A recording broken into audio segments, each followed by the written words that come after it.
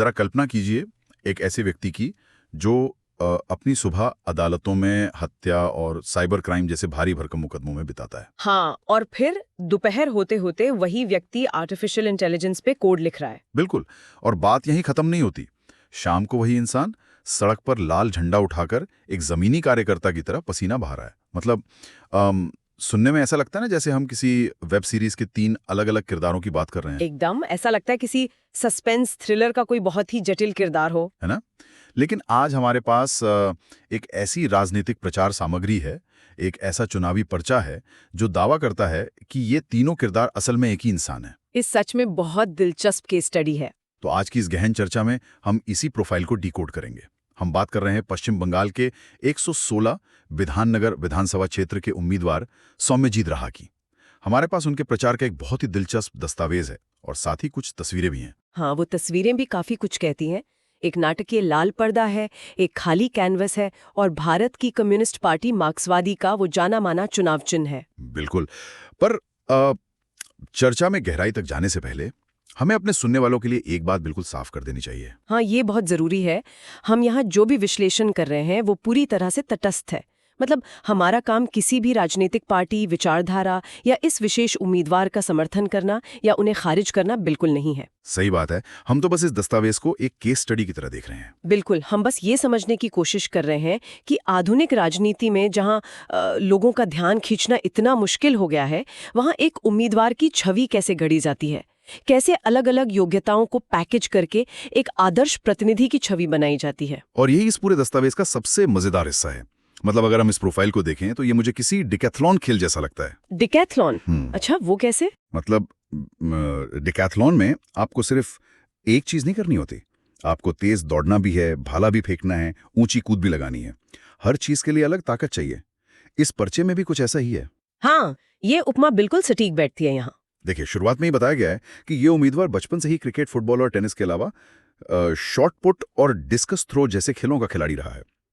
अब कोई भी आम इंसान सोचेगा कि भाई अगर मुझे अपने इलाके की सड़कें बनवानी है तो मुझे इस बात से क्या लेना देना कि मेरा विधायक डिस्कस थ्रो करता था या नहीं।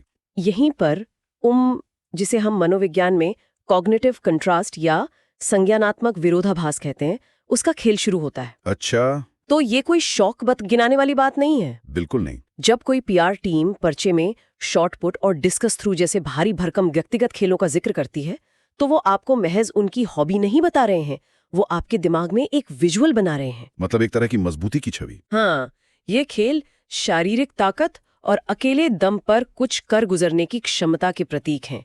एक मतदाता शायद इस पर सीधे तौर पर ध्यान ना दे, लेकिन उसके अवचेतन मन में ये संदेश जरूर जाता है कि ये व्यक्ति कमजोर नहीं है, ये अनुशासित है। समझ रहा हूं। और ये शारीरिक मजबूती तब और असरदार हो जाती है जब इसे उनके पेशे से जोड़ा जाता है। दस्तावेज में लिखा है कि वो पिछले 24 सालों से वकालत कर रहे हैं, और वो भी कोई साधारण वकालत नहीं, हत्या, साइबर अपराध और ड्रग्स जैसे संगीन मामलों की। पर एक मिनट रुकिए, अगर मैं एक आम मतदाता के नजरिए से सोचूं तो क्या एक खूंखार क्रिमिनल लॉयर की छवि मुझे डराएगी नहीं? ये एक बहुत ही स्वाभाविक सवाल है। मतलब जो व्यक्ति दिन रात हत्यारों या ड्रग माफियाओं के आसपास रहता हो, क्या उसे एक सहानुभूति रखने वाले जनसेवक के रूप में देखना थोड़ा मुश्किल नहीं है? मुझे तो ये एक बहुत बड़ी रिस्क वाली रणनीति लगती है। सतह पर ये रिस्क जरूर लगता है, लेकिन असल में ये एक सुपर हीरो ऑरा बनाने की बहुत सोची समझी तकनीक है। Super hero aura? वो कैसे? देखिए, जब कोई मतदाता ये पढ़ता है कि ये वकील पिछले 24 सालों से सिस्टम की सबसे खतरनाक चीजों से लड़ रहा है, चाहे वो मर्डर हो या ड्रग कार्टेल, तो वो उसे एक खतरे के रूप में नहीं देखता। अच्छा, तो वो उसे एक रक्षक के रूप में देखने लगता है। बिल्कुल, वो उसे एक प्रोटेक्टर मानता है। मनोविज्ञान कहता है कि लोग उस नेता को पसंद करते हैं जो सिस्टम की कमियों और बुरे पहलुओं को जानता हो, क्योंकि तभी तो वो उनसे लड़ सकता है ना। हाँ, ये बात तो है। मतलब वो कह रहे हैं कि मैं रोजाना बड़े बड़े राक्षसों से लड़ता हूँ, तो तुम्हारे इलाके के छोटे मोटे मच्छरों को तो मैं ऐसी मसल दूंगा। एकदम सही पकड़े हैं आप। और इस रक्षक वाली छवि को और मजबूत करने के लिए ही पर्चे में ये भी बताया गया है कि वो विधाननगर कोर्ट की शुरुआत से ही वहां डटे हुए हैं और बार एसोसिएशन के सचिव भी रहे हैं। मतलब ये दिखाना कि ये कोई बाहर से आया हुआ वीआईपी नहीं है, बल्कि इसी इलाके के सिस्टम का एक मजबूत हिस्सा है। बिल्कुल, हाँ, और एक ऐसा हिस्सा जिसे आसानी से हिलाया नहीं जा सकता। आखिर एक विधायक का काम क्या है? कानून बनाना और उनका पालन सुनिश्चित करना। तो ऐसे में एक 24 साल के अनुभवी वकील को खड़ा करने से लोगों का ये शक खत्म हो जाता है कि क्या इस नए नेता को कुछ समझ भी आएगा। सही बात है। यहां तक तो हमें एक बहुत ही कड़क, जमीनी और पावरफुल उम्मीदवार की छवि दिख रही है। लेकिन जब हम दस्तावेज के अगले हिस्से में आते हैं तो ये पूरी कहानी एक जबरदस्त यूटर्न ले लेती है। हाँ, टेक और एआई वाला हिस्सा। बिल्कुल, ये वो हिस्सा है जहां मैं सबसे ज्यादा हैरान हुआ। मतलब हम एक खूंखार अदालतों के वकील से अचानक सिलिकॉन वैली के किसी टेक ब्रो वाले माहौल में पहुंच जाते हैं। पर्चा कहता है कि इन्होंने साइबर सिक्योरिटी में एडवांस्ड डिप्लोमा किया है। जो कि एक साइबर क्राइम वकील के लिए फिर भी समझ आता है। हाँ, वो समझ आता है, लेकिन फिर पता चलता है कि 1994 से, जी हाँ, 1994 से वो कंप्यूटर और सॉफ्टवेयर प्रोग्रामिंग कर रहे हैं। ये सच में कोई मामूली बात नहीं है। 1994 में हमारे यहाँ ज्यादातर घरों में ढंग से लैंडलाइन फोन तक नहीं थे। वही तो, कंप्यूटर तो बहुत दूर की बात है। उस समय प्रोग्रामिंग करने का सीधा सा मतलब है कि ये व्यक्ति एक बहुत बड़ा अर्ली एडॉप्टर है। लेकिन मेरी उलझन ये है कि राजनीति में टेक एक्सपर्ट वाली छवि की क्या जरूरत है? मतलब जमीनी हकीकत तो यह है ना कि चुनाव, सड़क, पानी या फिर भावुक मुद्दों पर लड़े जाते हैं। बिल्कुल। अगर मैं महंगाई से परेशान हूं तो मुझे इससे क्या मतलब कि मेरा उम्मीदवार प्रोग्रामिंग जानता है या किसी यूनिवर्सिटी में लेक्चर देता है? क्या ये सब उन्हें आम जनता से कटा हुआ एक एलीट इंसान नहीं बना देता? ये तो ओवर क्वालिफिकेशन दिखाने वाली बात हो गई। मैं समझती हूँ आपकी उलझन, और अगर ये चुनाव किसी ग्रामीण या छोटे कस्बे में हो रहा होता तो शायद ये रणनीति उल्टी पड़ जाती। अच्छा, तो यहाँ क्यों नहीं? क्योंकि हमें देखना होगा कि ये अभियान किस इलाके के लिए है। 116 विधाननगर, जिसे हम सॉल्ट लेक के नाम से जानते हैं, वो पश्चिम बंगाल का एक बहुत प्रमुख आईटी हब है। ये एक उच्च मध्यम वर्गीय शहरी क्षेत्र है। ओह, अब समझ में आ रहा है। मतलब वहाँ के मतदाता ज्यादातर कॉर्पोरेट प्रोफेशनल्स हैं? बिल्कुल, वहाँ पढ़े लिखे टेक कर्मचारी रहते हैं।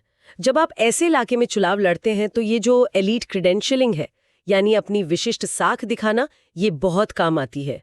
वहाँ का मतदाता शायद पानी और सड़क से ज्यादा साइबर फ्रॉड और डेटा प्राइवेसी को लेकर परेशान रहता है। तो एक तरह से वो इस तकनीकी ज्ञान को दिखाकर उन शहरी मतदाताओं के साथ एक मनोवैज्ञानिक पुल बना रहे हैं। हाँ, वो साफ साफ कह रहे हैं कि मैं तुम्हारी भाषा बोलता हूँ, मैं तुम्हारे कॉर्पोरेट और टेक वाले संघर्षों को समझता हूँ। कमाल है। मतलब ये सिर्फ दिखावा नहीं है, ये अपने टारगेट ऑडियंस की नब्ज पकड़ना है। और ये नब्ज पकड़ना तब अपने चरम पर पहुंच जाता है जब हमें पता चलता है कि ये व्यक्ति तो कृत्रिम बुद्धिमत्ता यानी एआई पर भी काम कर रहा है।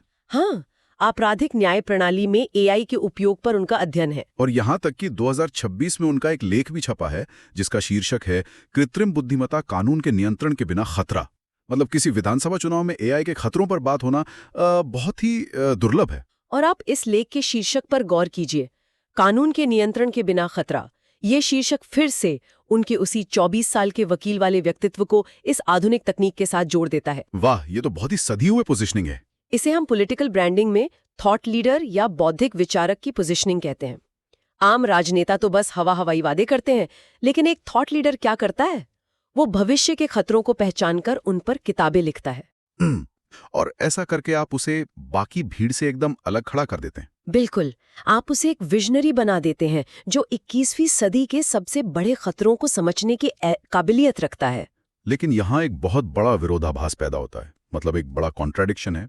एक तरफ ये अति आधुनिक अंग्रेजी बोलने वाला, एआई पर किताबें लिखने वाला टेक ब्रो है जो आमतौर पर एसी कमरों में बैठकर पॉडकास्ट करते हैं। हाँ, और दूसरी तरफ इस पूरे पर्चे के डिजाइन में जो तस्वीरें हैं वो नाटकीय लाल पर्दा और सबसे बढ़कर हसिया हथौड़ा तारा का चुनाव चिन्ह। ये तो उसे तुरंत जमीन पर पटक देता है। मतलब ये एलीट टेक छवि और वामपंथी जमीनी राजनीति का जो मेल है, ये पचने में थोड़ा मुश्किल लगता है। ये पचने में मुश्किल जरूर है, लेकिन यही इस अभियान की सबसे बड़ी चुनौती भी थी और अब सबसे बड़ी ताकत भी है। वो कैसे? देखिए, अगर आप सिर्फ टेक एक्सपर्ट और वकील बनकर रहेंगे तो आप लोगों को बहुत ही ठंडे और भावहीन लगेंगे। ऐसा लगेगा जैसे आपके अंदर जनता के लिए कोई भावना ही नहीं है। एक रोबोट की तरह। हाँ, इसीलिए इस पूरे पैकेज में रेड वॉलंटियर्स और मुफ्त कानूनी सहायता वाले हिस्से की सख्त जरूरत थी। दस्तावेज साफ बताता है कि वो कॉलेज के दिनों से ही वामपंथी छात्र राजनीति में रहे हैं और आज भी लॉयर्स यूनियन में राष्ट्रीय स्तर के पदाधिकारी हैं। बिल्कुल, ये चीज उनके इस प्रोफाइल में एक संघर्ष का एलिमेंट जोड़ देती है। और ये संघर्ष सिर्फ बातों वाला नहीं है। पर्चे में कोविड-19 के दौरान उनके काम का जो जिक्र है वो बहुत ही रणनीतिक लगता है मुझे। हाँ, वो बहुत जरूरी हिस्सा है। हम सब जानते हैं कि महामारी का वो दौर कितना खौफनाक था। जब सब कुछ बंद था तब बंगाल में रेड वॉलंटियर्स ने जो काम किया, ऑक्सीजन पहुंचाना, मरीजों को ले जाना, वो सिर्फ समाज सेवा नहीं थी, वो संकट मोचन का एक बहुत बड़ा भावनात्मक प्रतीक बन गया था। सही कहा आपने। और जब आप इस एआई विशेषज्ञ उम्मीदवार को रेड वॉलंटियर के रूप में पेश करते हैं तो आप उसे उस जटिल टेक की दुनिया से निकालकर सीधे एक लाचार परिवार के दरवाजे पर खड़ा कर देते हैं। मतलब वो ठंडी छवि एकदम से गर्मजोशी में बदल जाती है। बिल्कुल। महामारी का जिक्र एक बहुत ही पावरफुल ट्रिगर है। ये मतदाता को याद दिलाता है कि जब हमारी जान पर बनी थी तब ये इंसान सड़क पर था। ये उस पूरी छवि में करुणा और सहानुभूति का इंजेक्शन लगा देता है। मतलब कोई ये नहीं कह सकता कि ये सिर्फ किताबों में उलझा रहने वाला आदमी है। हाँ, क्योंकि इसने जमीन पर पसीना बहाया है और आज भी गरीबों के मुफ्त केस लड़ता है। ये तो मुझे सुपर हीरो वाली कहानी के उस हिस्से जैसा लग रहा है जहां ब्रूस वेन अपना सूट उतार कर आम लोगों के बीच आ जाता है। ये तुलना बहुत सटीक है। और अगर मैं उन तस्वीरों की बात करूं जो इस सामग्री में हैं, तो वो इस पूरी कहानी को एक रंगमंच जैसा बना देती है। वो जो लाल पर्दा है वो सिर्फ एक बैकग्राउंड नहीं है। हाँ, उसका अपना एक मनोवैज्ञानिक प्रभाव है। लाल रंग वामपंथी राजनीति का प्रतीक तो है ही, लेकिन एक पर्दे के रूप में वो बहुत नाटकीय लगता है। ऐसा लगता है जैसे कोई बड़ा नाटक शुरू होने वाला है और वो खाली सफेद कैनवस शायद ये बता रहा है कि भविष्य अभी लिखा जाना बाकी है। और फिर उस लाल रंग के बीच में वो हंसिया हथौड़ा तारा का चुनाव चिन्ह। बिल्कुल, वो सिर्फ एक चिन्ह नहीं है, वो इस पूरे आधुनिक और तकनीकी पैकेज को एक बहुत पुरानी और वैचारिक पहचान के साथ चिपका देता है। ये आपने विजुअल ब्रांडिंग का बहुत ही जबरदस्त विश्लेषण किया है। ये चीजें मतदाता को बता रही हैं कि ये उम्मीदवार कोई महज तकनीकी प्रबंधक या नौकरशाह नहीं है। मतलब उसके पास एक दिशा है। हाँ, उसके पास एक विचारधारा है, एक कंपास है जो उसे दिशा देता है। दस्तावेज के आखिर में जब उन्हें चोली भ्रष्टाचार और सांप्रदायिक विभाजन के खिलाफ एक अडिग योद्धा कहा जाता है तो वो इसी पहचान का विस्तार है। तो कुल मिलाके ये पर्चा उन्हें एक मल्टी टूल की तरह पेश कर रहा है। बिल्कुल, एक मल्टी टूल। मतलब एक ऐसा औजार जिसमें चाकू भी है, पेचकस भी है और प्लास भी है। जिन्हें सुरक्षा चाहिए उनके लिए ये खूंखार वकील हैं, जिन्हें भविष्य की चिंता है उनके लिए एआई एक्सपर्ट है, और जिन्हें जमीनी जुड़ाव चाहिए उनके लिए ये एक निस्वार्थ वामपंथी कार्यकर्ता है। एकदम सही।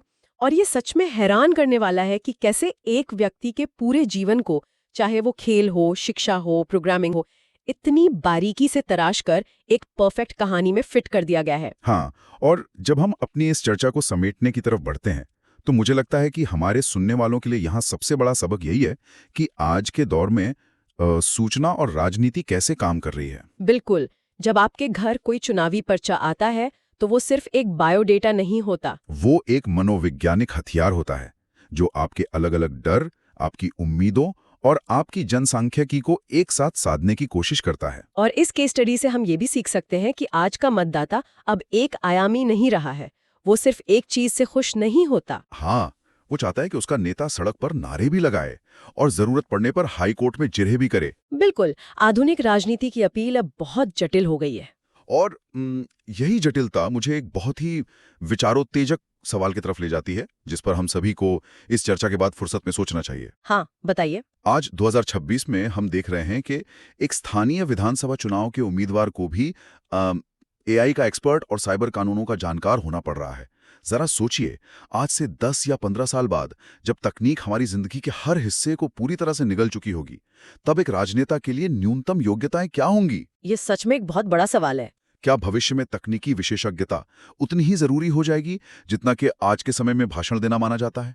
क्या हमें सड़कों से निकले नेताओं की जगह ऐसे नेता देखने को मिलेंगे जो सीधे सर्वर और एल्गोरिथम की दुनिया से आएंगे? और अगर ऐसा हुआ तो जमीन और तकनीक के बीच का पुल कौन बनाएगा? बिल्कुल, ये एक ऐसा सवाल है जो सिर्फ एक चुनाव का नहीं बल्कि हमारे पूरे लोकतंत्र के भविष्य का सवाल है। इस पर जरूर सोचिएगा। आज की इस गहन चर्चा में बस इतना ही।